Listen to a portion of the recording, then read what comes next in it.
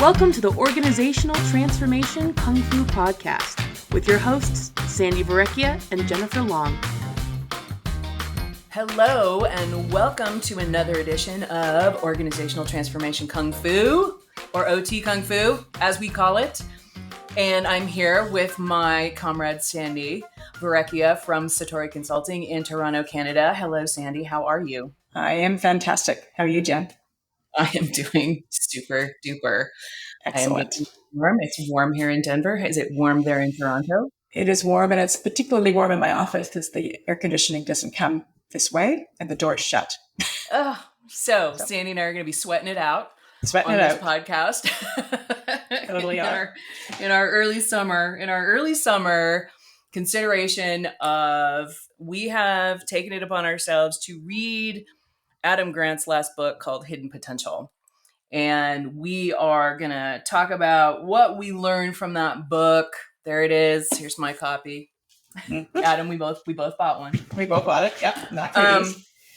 To read through and think about like what value we got out of the book and what the key messages are and what that might mean to you listeners as you are leading your organizations and your folks, because in coaching, I find a lot of my people come with, what do I need to do to get to the next level? Mm-hmm. How am I going to grow in my career? What do I need to do to excel in and move to less and such? Yeah. And it's a common theme, right, in executive coaching.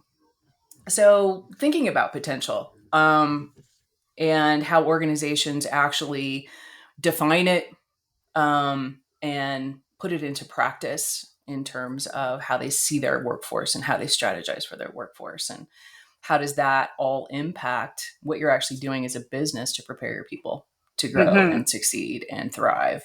And so that is all what we're going to talk about today. So let me just toss it over to you, Sandi, with what your thoughts are on potential. And we'll start maybe with a basis of our own experience and then think about how Adam talks about it. Yeah. The question that came up for me when I was reading it is a question that I want to sort of pose back to the people that I'm coaching or the leadership teams that I'm coaching, which is, how will you help your staff reach their potential, as opposed to, what are the staff doing? And I was thinking about the how we structure our performance reviews now. It's not about potential. It's not about capacity building. They're more about, did you do these 8 things that you were supposed to do? And that doesn't sort of create this notion of building potential in people, which will create more capacity for people to do more things. Right. Performance reviews are lamely about goals, right? Did you do your goals? Did you reach your goals? And some of those goals have meaning, and some of those goals are just random, right? They're not strategically aligned to any kind of business effort. They're not necessarily, maybe they're career pathing, but this is why performance reviews in and of themselves, which is probably its own podcast. Yeah, well, our work-life bloom was all about that, right? Right. A couple of episodes ago. Yeah. I mean, is people only get a couple times a year to talk about their career and their career development, and what does that mean? And it's an important conversation to have. And so looking at just, how that structure can limit the fact it's called a performance review, right? Yeah. And if you're doing a good looking job, forward. Right. Why are you looking back? At this point, you should have had all the conversations. So when you get together for a mid-year, you should be talking about the next 6 months, not the last 6 months, because that's over. Yes. So it's fun. And our memories are short, right? And what I always find in those things, unless somebody's really diligent about writing things down daily about somebody else, it's the last thing that you did is what is you're reviewed on, because we're human. You have all the tools, right? You've got feedback, you've got one-on-ones, you've got all the things where all that feedback should be happening. There should be zero surprises when it comes to performance review, and you should spend very little time talking about any kind of rating or racking, stacking, quantifying whatever the performance is, because that should be very clear. And the conversation should really be about, what did you learn and what are you going to do with it? Yes. Where are we going to build capacity and in you going forward? What do we need for you? Who do you want to be? Not where do you see yourself in 5 years? Yeah, Because no one exactly. knows. No one can Yeah. answer that question. No. Don't know what we're doing next week half the time. But we just finished our last podcast, and Jen interviewed Todd Conklin, and one of his 5 pop principles was learning and improving are vital. And that really talks to that, right? What was the learning in it? And how are you going to improve something in the future? And what do you need? Right? Yeah. So you're Yeah, not going it alone. exactly. And I think that's because Adam spends a lot of time in this whole book talking about learning and leveraging learning and what that really, really means. And so I think that's an interesting aspect of it, because I think a lot of people, a lot of organizations are stuck in the idea of high potential is based on what I think of you and my experience with you. Yeah. It doesn't have a lot to do with who you are and what your potential and your capacity really is. And I think that's where the value of this book, that's where it's a great thing to have a podcast about after the one with Todd around managing capacity and confidence, because it really does validate why those principles, A, are principles, and B, really, really throwing at organizations how people are put into succession, and that it's a lot more storytelling than it is understanding who these people are and what they're capable of. Yes, right. Because they're not thinking about it from that sort of stepping back and looking at it from a potential perspective. And one of the things he talks about in the book is this whole notion of perfectionism, and how we look for, we want our people to be perfect, right? And leaders want people. And so we're graded against not being perfect. And he says in his book, I assume it's correct, there's no correlation between a perfectionist and career success, and that we need to be imperfectionists. Yes, that we are all unique in our capability, and that's and it jibes with, and I don't know, this is a whole other book I'm bringing in, the 9 Lies About Work, where Marcus Buckingham talks about leadership is not a thing, right? Mm-hmm. We can list out all the skills and behaviors of what leaders are, and yet when you look at those against your actual leaders, and you think, how many of those does that guy have, right? Where they may have a handful of some of these traits and behaviors, but they also have a whole bunch of other things that it's a unique mix of things and how you apply it within the context. And it's the thing you're leading. It's not leadership fit in the square hole. Yes, exactly. Yeah. I think the other concept that he talked about, and we talked about this when we talked with Dan Potifrak with his Work Life Bloom book, was this potential. There's peaks and valleys, right? And nobody can be in a peak literally and going on a literal trajectory uphill all the time, right? There are valleys, and we have to give grace for those times when people aren't at their best, because leading people and meeting them where they are is what creates that the culture of trust and the culture of being seen within an organization. But we want people to be here all the time, and it's not And it's just sustainable. it's a false expectation. Yeah. And even though you might look at somebody who is on a promoted thing and they keep going, there's as many books on why leaders fail, right? They get the Peter principle, right? When Peter we get principle. promoted beyond our capability. Yeah. Because when we think about high potential, we're always thinking about experience, demonstrated competence. And what we understand about high potentials is what makes them high potentials is they're excelling where they are. Yes. It's not because they can excel with broader scope in somewhere else. And there's a huge disconnect between understanding high performance within what you know and you're currently good at, vice it, can you take that excellence and apply it differently at a different level? And that's where I think leaders are missing the thought of, you're putting someone in based on what they can do now, thinking that past experience will drive future performance, and they just don't correlate.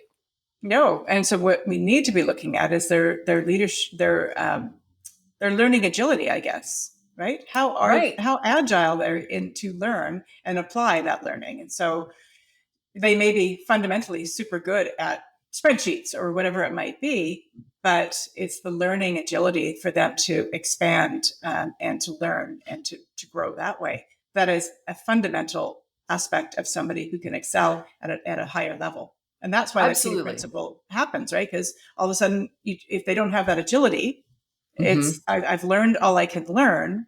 And so I'm going to be really good, but I'm going to be good here. Or I can't learn fast enough, Yes. or I don't adapt, right? Yes. Is I'm I can function in this environment, but I'm slow to assimilate where I am now, what that means, make sense of that, and adapt how I do things, Mm-hmm. right? And that's all the nature of learning agility. And I'm a big fan that learning agility is a much better predictor of leadership capability than past performance, than how much experience and exposure to the business they've had, than all Right. that, with the training, tick the boxes, all those Mm-hmm. things. Yeah. And Yeah. so how do we measure learning agility? Right. Well, they have assessments for it now, which is nice. So you can have a Mm-hmm. conversation about it.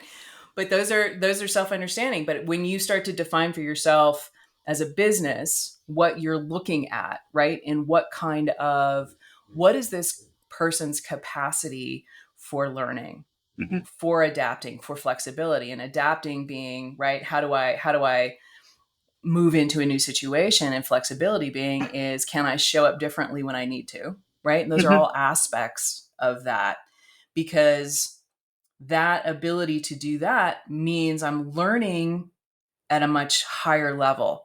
I'm paying attention, I'm taking that information in, and I'm making sense of it in a way that fits my new context, Right. Yep. right? And I'm going to have enough self-reflection to understand that what I'm doing isn't working, so I got to try something else. The willingness to like innovate and experiment and take risk, interpersonal Mm-hmm. risk, is another sign of learning agility. Like, will I put my neck out there to try Yep. something? um, and performance risk, right? Will Mm-hmm. will we actually will I design a strategy that says, okay, let's try something that hasn't happened here? Yeah, that's right. And willing to put it out there, right? Yeah, Without going back to those hot principles, it's like, blame without it. Like, what was the number two? It's blame fixes no nothing. error. Yeah, blame for Oh, the first one. Error is error is normal, normal. right? And so Yeah, allowing you the grace to have errors or to go down a path that maybe wasn't working. But yeah, organizations have to be willing to allow that to happen. right. And Yeah. so Adam Grant is very, very busy talking about, right, that it's growth over innate talent, and that the learning, right, the growth mindset and the ability to embrace and learn from failure are critical. Yeah.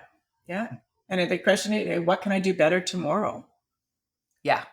Right. So really that self-reflection, and we talk about it a lot in terms of leadership, it is powerful, right? And then it's not beating yourself up for doing something wrong, but if you turn it to the positive of what did I learn and how can I apply it, and how can I teach that to others, that is Yeah. very strong leadership qualities. Well, it is the learning, right? The time to reflect is where you actually kick the door open to learning. And if you don't create space to reflect, you don't think about your mistakes, you don't think about your choices, you don't think about your capability in any real sense, to give yourself opportunity to go, what is my strategy? What can I try next? Right. And that conversation, and when he talks about building a learning organization, right? Which Sandy and I were laughing earlier about, like, where are those? Do they really exist? Is that a unicorn? Right? Of learning cultures are an interesting environment, because it's a workout to be in Mhm. a learning culture. It's a workout. There's an intensity there Yeah. that can be energizing and can be draining, because Mhm. you're never, when you're on a learning curve, you're in discomfort more than you're in comfort. And not a lot of people like to go to work and feel uncomfortable. Oh, for sure. That's right. And that's why that Peter principle is important, right? When you think about it, because you get to that you plateau. But and it can be exhausting, right? Because you're always striving for something more and always striving. And yeah, it really depends on maybe on your personality as well. But if you have a leader or a leadership team that is sort of demanding more and better and always looking for something that's better or changed or whatever it might be, it could be difficult unless the context is provided as to this is our culture, right? Yeah. And this is The we are rituals learning. are there to support it. The Yes. systems are there to Yeah. support it. And it doesn't feel like self-criticism. Yes. And that's different, right? It feels like people are open, right? There's a willingness to be open. There's a willingness to be influenced. There's a willingness to pull the things that you feel are personal. I did this effort, and to look at it in a way that's outside yourself. Yes. So that you can examine it. And Mm-hmm. that takes some systems and processes and rituals that have to be real. Yeah, absolutely. Yeah. And throughout the organization. Yeah. 100%. One of the other things he talks about is the how we are, as individuals, we are often self-limiting. So the whole imposter syndrome, I shouldn't be there. I'm self-critical about it. And he talks about that you can feel like an imposter when there's a gap between others' expectations of you and your expectations of yourself. And how we should be not listening to our inner critics as much as we should be listening to the feedback we're getting from others, because they are likely less critical than we are individually. And so we should be seeking out that feedback from others. Correct. And that's a hard thing to quiet the inner voice. Yeah. Right? Yeah. Because that inner voice is based in fear. That inner voice is based in self-protection. Yeah. And it's biased. 100%. And it really wants to put you back in a known pattern. And that's the struggle that you have to have. And so there's some good work out there on imposter syndrome, but it's interesting because very successful people have gone through imposter syndrome. Yes. Yes. It happens very a lot. Popular coaching topic, right? It's a very popular coaching topic to get people to stop talking to yourself like that. Yeah. Yeah. Yes. And where's the evidence, right? Where's the evidence of all of this criticism? Where is it? Right? Yeah. Have you been fired ever? Right. Exactly. So those kinds of things. Yes. Yeah. Yes. I think there's a book that I love, small little read. You've probably read it. Taming Your Gremlin, I think it's called. Have you read it? Yeah. No. It's all about self-reflection on what that negative self-talk is and where it came from, where it germinated from. So when you can name it, you can, as I say, flick it off your shoulder when you hear it, right? And so it's a great little book. I recommend it all the time.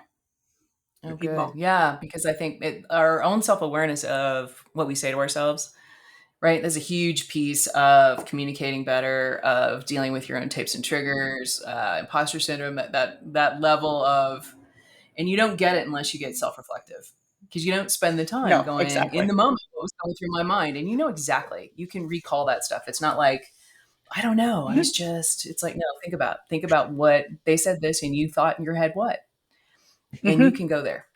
You can find those sentences, and it's interesting to write down what you say to yourself and then think, God, that sucks. Person talking to me. Yeah, exactly. Yeah. Exactly. Yeah. So he talks about supportive systems. I was trying to, kind of qualify this for people who are listening, or like, what are the things leaders, right? What are the things leaders need to take out of this information as they think about how they are responsible for this context of potential? What do they need to be doing with their own teams? What do they need to be doing in terms of what they create organizationally? So I thought, this whole create a learning organization is one of the ideas, but I think that start with your team. So many leaders don't even take the time to create a learning environment within their own AOR. Yeah. And what does it mean? What does it actually mean, right? Because words are words, but how does it actually, systemically, how does it actually work through an organization? I think it's important. Because we can Right. say And it, but the right. structures aren't there. Right. And is mentoring woven in, right? Do you create capacity for mentoring? And we're in this place of remote work, and we're in this place of, I think we're always in this place of doing more with less kind of thinking, right? This Yes. scarcity kind of.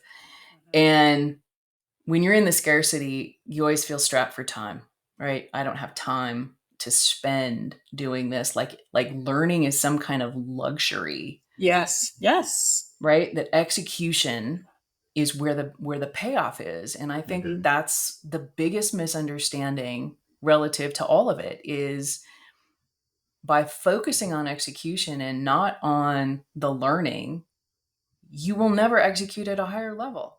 Never. Because you're not creating any capacity. You're not creating any innovation. You're limiting that whole aspect. And so the stand out of it for a minute, and learning does it. It's not like it's so super time consuming. It's 10 minutes at the end of a meeting. Right?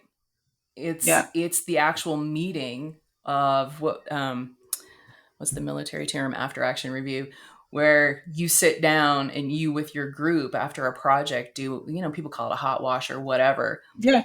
They'll do the thing. Then what do they do with the understandings? Right? What happens to the learning? What happens to, is it applied? How do you know it's applied? And it's that level of follow through that can sometimes be missing. So if you're not making the space, that's one thing. Not doing the after action review, not doing the hot wash, not doing the self-reflection at the end of a meeting. It's 5 minutes of, is this working? To, we're doing all that, but then that information just goes on a piece of paper somewhere. Yeah. And it needs to lead to action. Right. Again, because it's like all these sort of things that we ask of people, tell us more, tell us more. Every time we ask that sort of some of that information, we need to be doing something with it. So if it's just sitting on a piece of paper because we ticked off a box, that was it the head say at the end of a meeting, and you do nothing with it, but it happens all the time, right? But it's another thing that we need to do, and then people go, well, why are we bothering to do it? Correct. And even if, right, it's think of it just even in a coaching context, is when you have this great, hour-long, 90-minute conversation, you sort of have to get to that point at the end of all that. What are you going to do?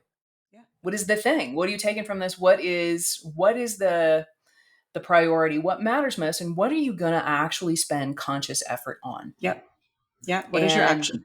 That piece is the critical piece in any of these processes. If you're going to create a learning organization, being that your own AOR, whatever it is, your own team, what's the follow through on the information, right? What is the conscious effort you're going to commit to? And you almost have to ask yourself that question in that capacity. And so when we talk about, we can't really measure capacity building, or we can't sort of measure that learning organization. You kind of can, I guess, if you were to put some structure around it, right? Did we say did we do what we say we were going to do? Did we, what was the learning? And so if you could put some structure around the learning what we committed to, did we do it? Yeah. How many of our commitments have we actually met? Yeah. Right. Yeah. Yeah. Which, falls into your book around accountability, right? Because there's clarity at the end. Like, this is what we said we were going to do. This is our learning. We all agree on this. And we can then hold ourselves accountable to have the next conversation about it. Right. Because you're creating the expectation. You're creating the expectation we're going to learn and improve from this. Yes. And if we're going to meet that expectation, what does that look like? And are we clear on how that applied thing is going to, right? And is that conscious effort on the part of all of us? Is that conscious effort on the part of 3 of us? Is that, what is that? Is it just a note taker? Yeah. No, that's right. Yeah, I wrote it down. Well, that's fantastic. Yeah. Let's read it again and see what it means now. But that's excellent. And that whole intention and conscious effort is part of the elusiveness, right? That we say, are we measuring or are we monitoring, right? And just even the fact that we're asking ourselves the questions is a way to monitor. And one of the key indicators of things changing is how you talk about it. your conversations are different. Your questions are different, right? That happens over time, and sometimes it's noticeable and sometimes it's not. And so that's why the reflection is interesting to say. I feel like we're talking about this different than we've ever talked about it. Right. And to even entertain that notion of 6 months ago, we were saying this. Yes. Yeah. Yeah. So learning organizations, I think that's the crux of all this. And one of the things he talks about is this making space for deliberate play. Right. And again, that's that learning and trying on new things and being innovative and being able to take some risk along the way. So organization, like leaders really need to rethink, I think many times they need to rethink how they're showing up and are they creating the space for an agile learning environment that will, as you said, meet your expectations as opposed to trying to put ticks in a box. Yeah. And I just wonder, right? I'm just having this thought as we're talking that this speed of change, this digital everything, right? The AI-ness of it all it's created this very instant execution-y, dewy thing, right? Yeah. We can like it and move on. We can instant look at gratification. 30 seconds of something and think we have an understanding of it. And I think that we are really conflating how we're showing up in the world in a way on how we're doing business. And it feels a lot like, based on just the work I've been doing in the last 18 months, is there's so much of this create space, stand out of something, breathe, right? Like take a minute that we've stopped reflecting and we've stopped doing the complex and critical thinking that it takes to really be effective and efficient. That somehow we must move at this rate. And I think that's a false choice. That it's not a thing. And we don't need to, we really need to re-examine how we're showing up in that. Yeah. No, I totally agree. So he talks about a couple of character skills. I wrote 2 down. I'm sure there's another one that I missed, but talk about being a sponge, right? Which is that whole learning and that we talked about. Being an imperfectionist was the other one. It was like creating space for that to happen. I'm not sure. Right? Because we're all imperfectionists. I think maybe we just have to embrace the suck. Is that we're not good. We're not, and no one's perfect. Perfect is an idea. It's not a thing. It's just not a thing. And if you're striving for that, you will never be satisfied with who you are. Yeah, absolutely. Absolutely. Your level of confidence will suffer. Yeah. Yeah. And then giving people permission to try, which is that whole growth mindset. So overall, Jen, what did you think of the book? I think he's an excellent writer, and I always enjoy it. And his graphics are always really funny. He's very tongue-in-cheek, and so I always enjoy those.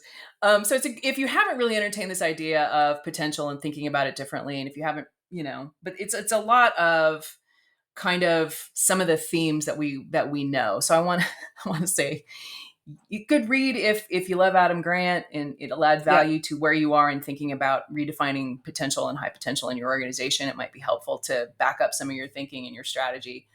But the idea is essentially growth mindset, learning environment, scaffolding, right? He talks about creating things for people to grab onto, to learn, to grow, like, what are your mentoring, coaching offerings? That it's nothing terribly new. No. He does have a quiz or an assessment of sorts. If you go to adamgrant.net, I haven't done it myself, but I do like a good assessment, so that might be something. And it's a way to. His book was a good read, absolutely, and a nice way to get leaders to start thinking a little bit deeper about some of the principles in here and how are they applying them and how could they apply them. And so every time you read a good business book, it gives you something else to think about, something else to bring back to your office, something else to try. And so I would recommend it for a nice, easy, plain read for sure. Yeah, it's timely. Because workforce is as Todd likes to say, your workforce is your solution, not your problem. Yes. So figure that one out, invest in it. All right, that's it for us. And we'd love your comments. And if you've read it and have additional thoughts and you'd like to add to that, we'd love your comments. And thanks for downloading, listening, subscribing, or all the things that you're doing. And that's us today. Peace out. Thanks so much. Talk to you soon. See you, Sandi. Thank you so much for listening. You can check out Sandi's website at satoriconsultinginc.ca. That's SATORI consultinginc.ca. And visit Jen's website at own-up.com. Thanks again, and we'll see you next time.